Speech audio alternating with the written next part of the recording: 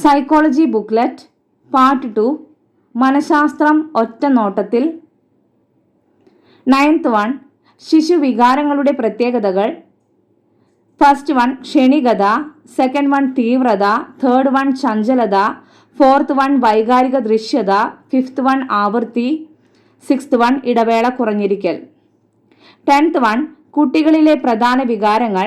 First one ഭയം, second one സംഭ്രമം, third one ആകുലത, ഫോർത്ത് വൺ ഉത്കണ്ഠ, ഫിഫ്ത്ത് വൺ കോപം. ഇത് പ്രധാനമായും 2 തരത്തിലാണ്. ഫസ്റ്റ് വൺ ഇമ്പൾസീവ് റെസ്പോൺസസ്, ഭവിഷ്യത്തുകളെക്കുറിച്ച് ആലോചിക്കാതെയുള്ള കോപപ്രകടനമാണിത്. ഉദാഹരണം അടിക്കുക, ചവിട്ടുക. സെക്കൻഡ് വൺ ഇൻഹിബിറ്റഡ് റെസ്പോൺസസ്, കോപം പ്രകടിപ്പിച്ചാൽ ഉണ്ടാകുന്ന ഭവിഷ്യത്തുകൾ തിരിച്ചറിഞ്ഞുകൊണ്ട് മുഖം കറുപ്പിക്കൽ, വേദന അല്ലെങ്കിൽ ദുഃഖം പ്രകടിപ്പിക്കൽ.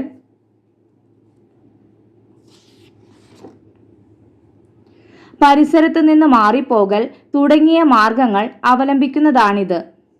സിക്സ്ത് വൺ അസൂയ, സെവൻത്ത് വൺ വിഷാദം, എയ്ത്ത് വൺ ജിജ്ഞാസ, 9th വൺ ആനന്ദം, 10th വൺ സ്നേഹം.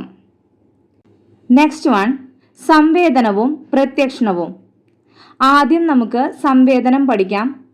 ഏതെങ്കിലും പരിസര ഘടകങ്ങളുടെ സ്വാധീനത്തിൽ ജ്ഞാനേന്ദ്രിയങ്ങൾ ഉദ്ദീപിക്കപ്പെടുമ്പോൾ ഉണ്ടാകുന്ന അനുഭവമാണ് സംവേദനം, അതായത് സെൻസേഷൻ. നെക്സ്റ്റ് പ്രത്യക്ഷണം. സംവേദനത്തിലൂടെ ഉളവാകുന്ന അനുഭവങ്ങൾക്ക് അർത്ഥം കൈവരുമ്പോൾ പ്രത്യക്ഷണം ഉണ്ടാകുന്നു. അതായത് ചുറ്റുപാടിൽ ഉണ്ടാകുന്ന മാറ്റങ്ങളോടുള്ള മാനസിക പ്രതികരണമാണ് പ്രത്യക്ഷണം. നെക്സ്റ്റ് വൺ ആശയ രൂപീകരണം, കോൺസെപ്റ്റ് ഫോർമേഷൻ. ഇതിൽ ആദ്യം വരുന്നത് സംവേദനം, പ്രത്യക്ഷണം, താരതമ്യം അല്ലെങ്കിൽ വർഗീകരണം, സാമാന്യവൽക്കരണം. ഇത്രയാണ് ആശയ രൂപീകരണത്തിൻ്റെ ഘട്ടങ്ങൾ.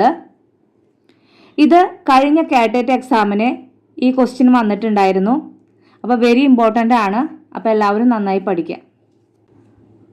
13th വൺ ആശയം. എന്താണ് ആശയം എന്ന് നോക്കാം. ഒരു വസ്തുവിനെക്കുറിച്ച് അറിയാവുന്ന വസ്തുതകളുടെ ആകെ തുകയാണ് ആശയം. 14th വൺ ആശയ രൂപീകരണം ബ്രൂണറുടെ കാഴ്ചപ്പാടിൽ. ജെറോം എസ് ബ്രൂണർ മുന്നോട്ട് വെച്ച ആശയദാന മാതൃക കോൺസെപ്റ്റ് അറ്റൈൻമെന്റ് മോഡൽ പ്രകാരം ആശയ രൂപീകരണത്തിന് നിരീക്ഷണം, താരതമ്യം, തരംതിരിക്കൽ, നിഗമനത്തിലെത്തൽ എന്നീ ഘട്ടങ്ങളുണ്ട്. 15th one യുക്തിചിന്ത, reasoning.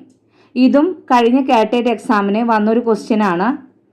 ബുദ്ധിപരമായി വളരെ ഉയർന്ന പ്രക്രിയയാണ് യുക്തിചിന്തനം.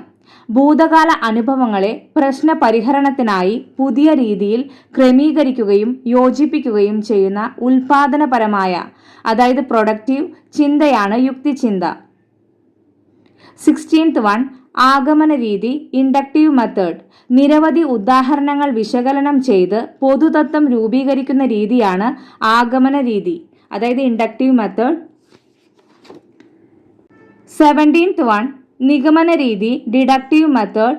ഒരു പൊതു തത്വത്തെ നിരവധി ഉദാഹരണങ്ങൾ ഉപയോഗിച്ച് സമർത്ഥിക്കുന്ന രീതിയാണ് നിഗമന രീതി. 18th വൺ ചിന്താ പ്രക്രിയയുടെ വികാസത്തിന് നിദാനം പ്രധാനമായും 4 ഘടകങ്ങളാണെന്ന് പിയാഷെ അഭിപ്രായപ്പെടുന്നു.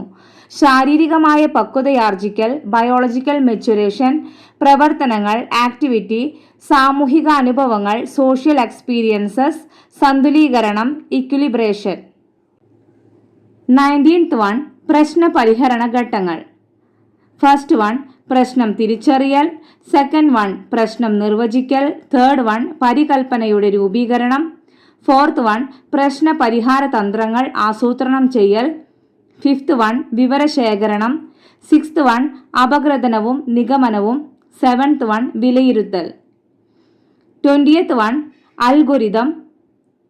പ്രശ്ന പരിഹരണത്തിന് വേണ്ടി അവലംബിക്കുന്ന കൃത്യതപ്പെടുത്തിയ ഘട്ടങ്ങളെയാണ് അൽഗോരിതം എന്ന് വിളിക്കുന്നത്.